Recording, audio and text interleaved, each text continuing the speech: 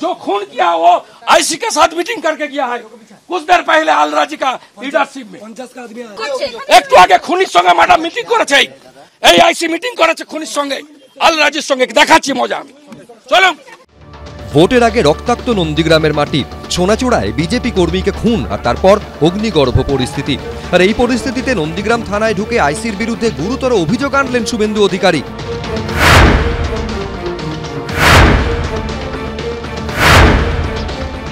এখানে মোটরসাইকেল নিয়ে এসেছিল, এই আইসি কে ধরুন, ধরুন এই আইসি কে, ধরুন এই আইসি কে।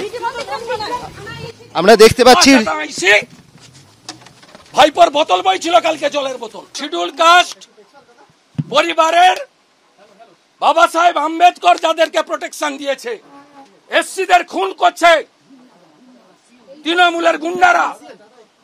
আপনি আলরাজির সঙ্গে আপনার আইসি মিটিং করছে এখানে শামসুলের সঙ্গে।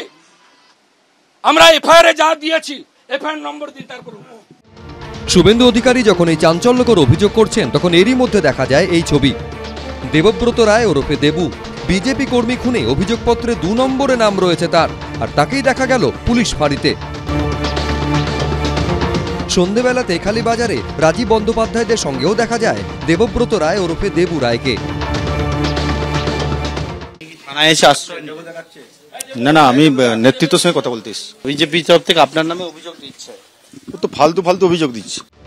এদিকে থানার ভেতরে ঢুকে তর্কাতর্কির মধ্যেই বসে পড়েন শুভেন্দু অধিকারী।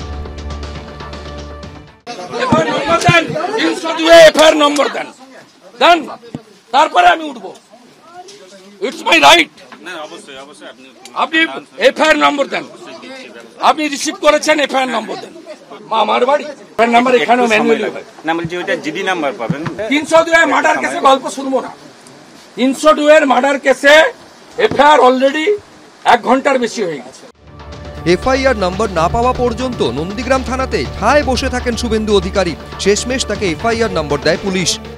নাম্বার 436, এফআইআর নম্বর হচ্ছে 436। এসসি এসটি অ্যাক্ট আছে, 302 আছে, ঠিক আছে, পারপাস সার্ভ দেখা হবে। কিছু তো করবেন না জানি, পুলিশ ইন অ্যাকশনের জন্য দেখা হবে। এরপর নন্দীগ্রাম থানা থেকে বেরিয়ে যান বিরোধী দলনেতা। সিসিটিভি ফুটেজ বের করুন থানার, এই সিসিটিভি ফুটেজ প্রিজার্ভ করতে বলবো। আমরা সিবিআই চাইবো। পশ্চিমবাংলার শিডিউল কাস্টদের কোনো মূল্য নেই, আইসির বিরুদ্ধে মায়েদের মহিলাদের মূল্য নেই। লক্ষ্মীর ভান্ডার 56 বছরের মহিলাকে খুন করেছে, আরেকটা সন্দেশ খালি করেছে। এদিন বিকেলে সোনাচূড়ায় মনসা বাজার এলাকায় যায় তৃণমূলের প্রতিনিধি দল। প্রতিনিধি দলে ছিলেন রাজীব বন্দ্যোপাধ্যায়, পার্থ ভৌমিক সহ তৃণমূলের অন্যান্য নেতারা। এই মৃত্যুটা তো ঘটেছে নিছক একটা পারিবারিক বিবাদকে কেন্দ্র করে, তারপরে 2 দল বিজেপির মধ্যে লড়াই, তার কারণে তার পরিণামে এই মৃত্যু। তো এই মৃত্যুর জন্য তৃণমূল কংগ্রেসে কেন জড়ানো হচ্ছে? তৃণমূল কংগ্রেস তো এখানে কোথাও রাজনৈতিকভাবে সবলই নয়। এই জায়গায় তৃণমূল কংগ্রেসের কোনো অস্তিত্বই নেই। সোনাচূড়ার রেজাল্ট দেখুন না বিগত দিনে। রাজীব বন্দ্যোপাধ্যায়ের এই বক্তব্যের পরই গোব্যাক স্লোগান দিতে শুরু করেন বিজেপি কর্মীরা। শনিবার ভোট তমলুক লোকসভা কেন্দ্রে, তারই অন্তর্গত নন্দীগ্রাম।